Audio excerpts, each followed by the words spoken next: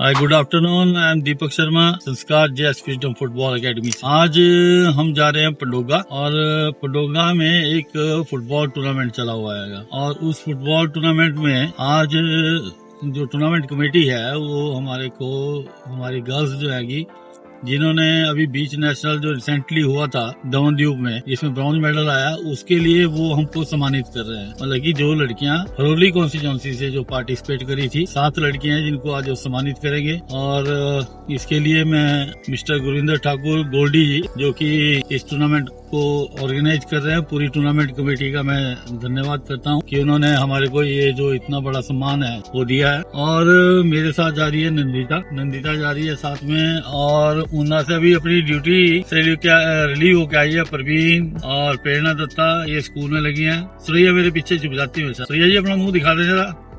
और ये है श्रेया, अभी स्कूल से ऑफ करके और हम जा रहे हैं टूर्नामेंट में। अब आगे क्या क्या वहाँ पे होता है वो आपको मैं लगातार बताता रहूंगा वीडियो में कि कैसे सम्मान दिया है।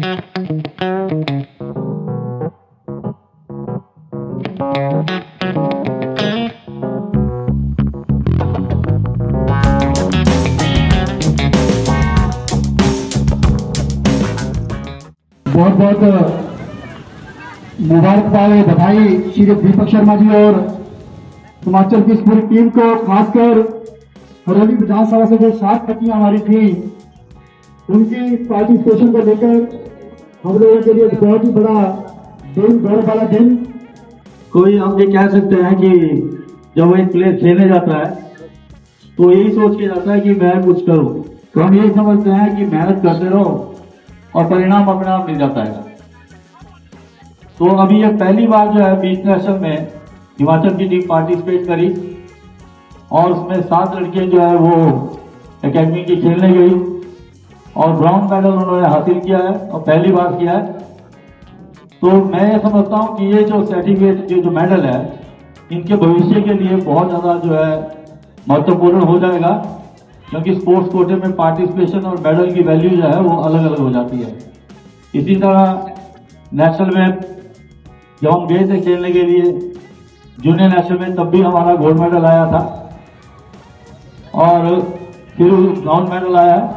और आपको जानकर ये बड़ी खुशी होगी कि जब पहला हिमाचल यूनिवर्सिटी का जो इंटर कॉलेज है वीमेन का पहली बार आयोजित हुआ शिमला के अंदर, और ऊना कॉलेज जो है उसमें विनर हुई, जिसमें 12 लड़कियां जो है इसी फुटबॉल एकेडमी की जो उसने खेली थी। तो ये इतिहास भी हमारे नाम जाता है कि पहली बार विमेन जो फुटबॉल हुआ था उसमें हमारा पहला स्थान था। और हमें माननीय प्रधानमंत्री जी के सामने भी खेलने का मौका मिला है। वैष्णो देवी स्टैंड बोर्ड में कटरा के अंदर टूर्नामेंट हुआ था, उसमें एक एग्जीबिशन मैच रखा था गर्ल्स का, वहाँ भी हम खेले हैं। और हमें बहुत प्रसन्नता है कि प्राइम मिनिस्टर के आगे परफॉर्म करना हमारे लिए बहुत बड़ी उपलब्धि है। ये छोटी मोटी उपलब्धि रही है और सभी से भी मैं यही करता हूँ कि आप अच्छा खेलें, नशे की तरफ न जाएं और अपनी स्टेट के लिए खेलें, इलाके के लिए खेलें। Thank you. श्री मनमोहन सिंह जी, श्री करणजीत जी,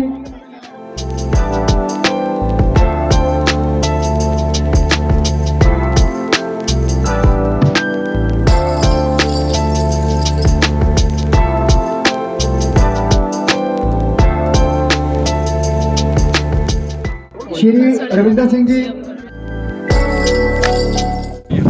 श्री रामलाल, श्री जितेंद्र जी,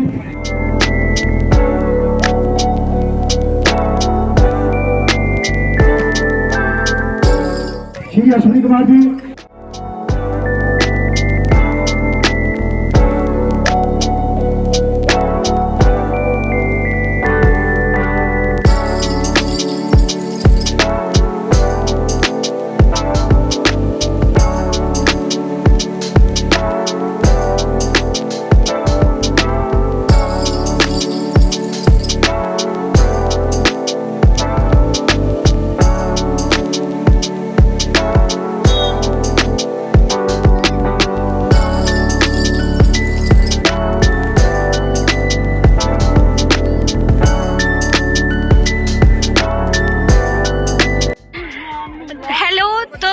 आपसे मैं जानना चाहती हूँ कि आप लोगों को कैसा लगा आज? अच्छा लगा, आज बहुत अच्छा लगा, इन्होंने मुझे सम्मान किया।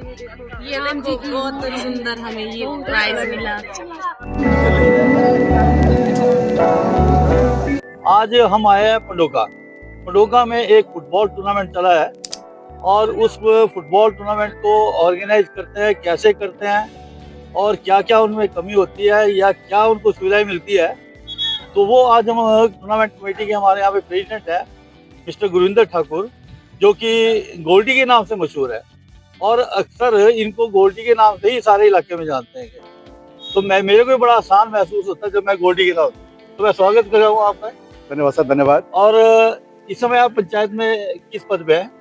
मैं पंडोगा पंचायत से प्रधान गुरविंदर ठाकुर और पिछले 5 साल से जो मेरे पास जिम्मेवारी है, इससे पहले 5 साल मैं उप प्रधान के तौर पर इस पंचायत का प्रतिनिधित्व कर चुका हूँ। तो ये प्रधान के रूप में आपका कार्यकाल हो गया।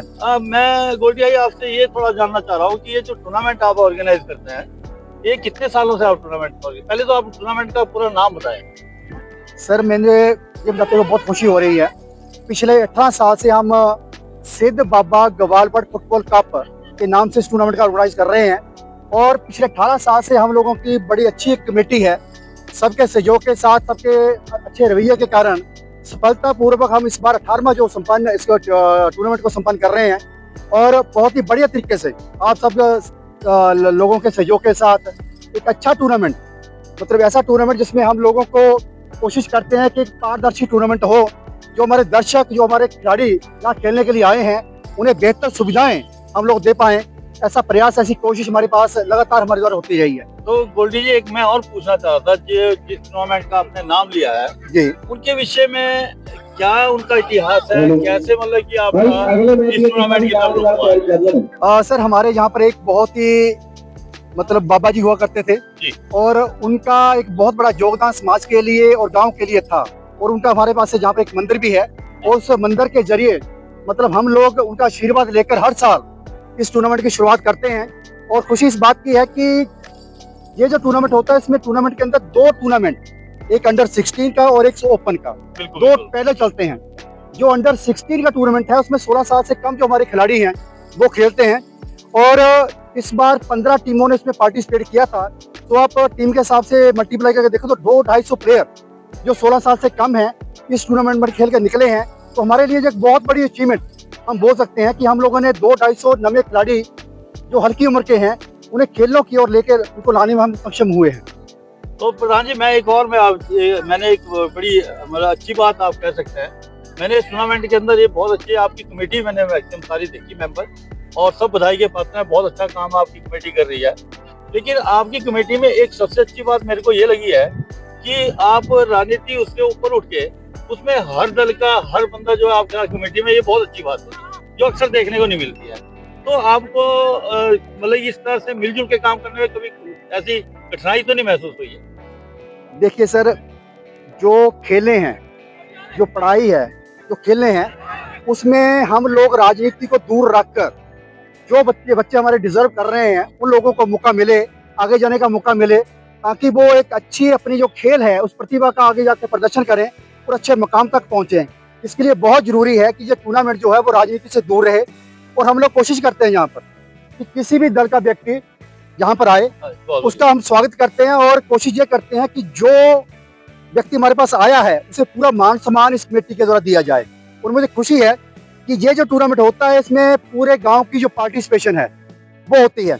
इसमें कमेटी बेशक 5-7 बंदों आदमियों की है, लेकिन इसमें जो सहयोग है, जो भागीदारी है, जो सहयोग है, वो पूरे गांव का लगभग मैं मानकर चलूं कि 100-150 ऐसे हमारे कार्यकर्ता हैं इस कमेटी के अंदर, जो पिछले 1 महीने से ज्यादा टाइम से लगातार लोगों के बीच में जाकर लोगों को इनवाइट करना, बाकी टूर्नामेंट कैसे हो, कैसे अच्छी तरीके से हम कर सकें, उसके बारे में लगातार प्लानिंग करके एक योजनाबद्ध तरीके से हम इस चीज के बारे में काम करते हैं। और खुशी इस बात की है कि पिछले 18 साल से बहुत ही बढ़िया तरीके से हम इस टूर्नामेंट को कर रहे हैं और हम लोगों को कोई समस्या का सामना नहीं करना पड़ा। ये बहुत अच्छी बात है। और प्रधान जी, एक और मैं आपसे बात जानना चाहता हूँ, इसके जो टूर्नामेंट है, आपको पता है कि हर टूर्नामेंट के अंदर खर्चा होता है और बड़ा मुश्किल है कि 18 साल किसी टूर्नामेंट को चलाना, क्योंकि मैंने बहुत बड़े बड़े टूर्नामेंट बंद होते देखे। तो ये कैसे आप इसका जो करते हैं सारा कि लोगों के कंट्रीब्यूशन से या सरकार इसमें कोई अपना योगदान देती है? किस तरह से आप मतलब इसको प्लान करते हैं आप? इस टूर्नामेंट में हम लोग लगभग 61,000 रुपये की राशि जो हमारी विनर टीम होगी उसको, और 41,000 की राशि जो हमारी रनर अप टीम है उसको देते बहुत हैं। अच्छी बात। उसके अलावा थर्ड और फोर्थ पोजीशन में जो टीम आए उसको 5100 की राशि देते हैं। जो हमारी अंडर 16 टीम है उसमें भी हमने कैश प्राइज का प्रावधान रखा हुआ है। उसके साथ अलावा हमारे जो गेस्ट आते हैं उनको स्मृति चेन, पटके वगैरह या कुछ और जो उनकी रिफ्रेशमेंट है वो देने का प्रयास करते हैं। इसमें सबसे बड़ी बात यह है कि जो हमारे गाँव के प्रबुद्ध लोग हैं अपनी क्षमता के हिसाब से, जिसके पास जितनी क्षमता है वो उसके हिसाब से कंट्रीब्यूट करते हैं। किसी ने 500 दे दिया, किसी ने 1000 दे दिया। सभी लोगों के सहयोग के साथ, पूरे गांव के सहयोग के साथ इस टूर्नामेंट का आयोजन करने का प्रयास करते हैं और हमें आज तक कोई दिक्कत नहीं आई। ये बहुत अच्छी बात है कि टूर्नामेंट ऑर्गेनाइज करने में कोई दिक्कत नहीं आई। और दूसरा, प्रधान जी, मैं आप एक बड़े महत्वपूर्ण पद के ऊपर हैं, मतलब इस इतनी बहुत बड़ी पंचायत मेरे ख्याल पडोगा पंचायत और उसके आप प्रधान हैं और काफी टाइम से आप पंचायत से जुड़े हुए हैं। आपने कोई योजना ऐसी बनाई है कि जैसा भी ये ग्राउंड बहुत छोटा है कि आने वाले समय के अंदर आप इस ग्राउंड में या कोई और ग्राउंड आपके बनाने की है कुछ आपके मन के अंदर कि मैं कुछ करूं, इसमें आपको लगता है कि भी ऐसा होना चाहिए? ये बिल्कुल सर, सही क्वेश्चन आपने किया बिल्कुल। और जब 2021 में मैं एक प्रधान चुन के इस पंचायत में आया तो उससे पहले भी हम जो टूर्नामेंट करवाते थे तो समस्या ये आती थी कि साथ के जो हमारे खेत खलिहान हैं, जो आबादियाँ हैं, फुटबॉल अगर खेतों में जाए तो लोगों की जो किसानों की जो फसल है वो खराब होती थी। अगर फुटबॉल आबादी के अंदर जाए तो वहाँ पर जो है वो बिजली का नुकसान होता था। तो हम लोगों ने, मेरे आने के बाद हमारी पंचायत के अंदर 2 ग्राउंड थे, एक सीनियर सेकेंडरी स्कूल का जहाँ हम खड़े हैं और दूसरा ग्राउंड ऊपर हमारे पास हाई स्कूल का है।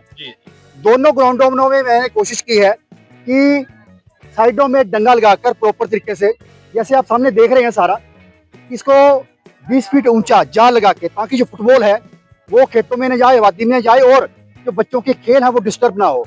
इसके लिए मैंने लगातार कोशिश की है और ये ग्राउंड मेरा बनकर तैयार है। और ऊपर एक और ग्राउंड और है गवर्नमेंट हाई स्कूल का, वो भी बनकर बिल्कुल तैयार है। उसमें भी मैंने बिल्कुल ऐसे ही बना के सारा ओके कर लिया है। इसके साथ साथ मुझे कमी महसूस होती है कि जो बड़े इवेंट्स हैं, क्योंकि ये दोनों जो ग्राउंड हमारे पास हैं वो छोटे हैं, वो थोड़े छोटे हैं, बिल्कुल बड़े इवेंट कराना जहाँ पॉसिबल नहीं है। बिल्कुल।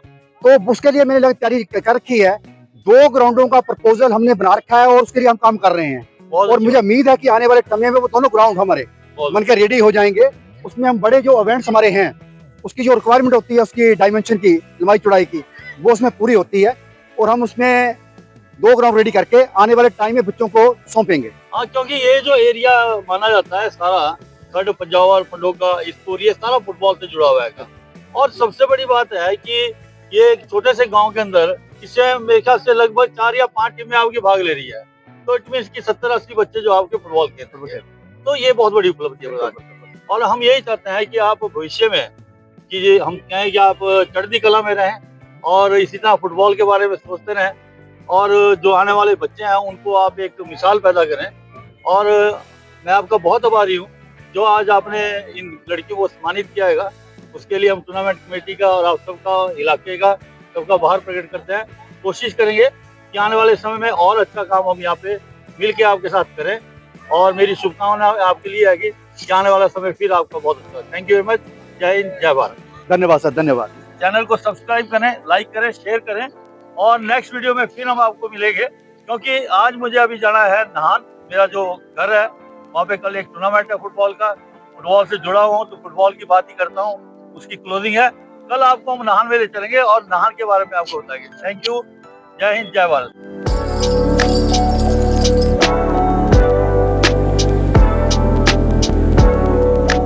इस प्रकार हम चले हैं वापस। आज जाना मैंने नाहन, तो कल आपको फिर नाहन ले चलेंगे। नाहन का आपको टूर्नामेंट दिखाएंगे जो कि मेरी स्टूडेंट की यादगार भी हो रहा है और पूरा टूर्नामेंट आपको दिखा के लाएंगे।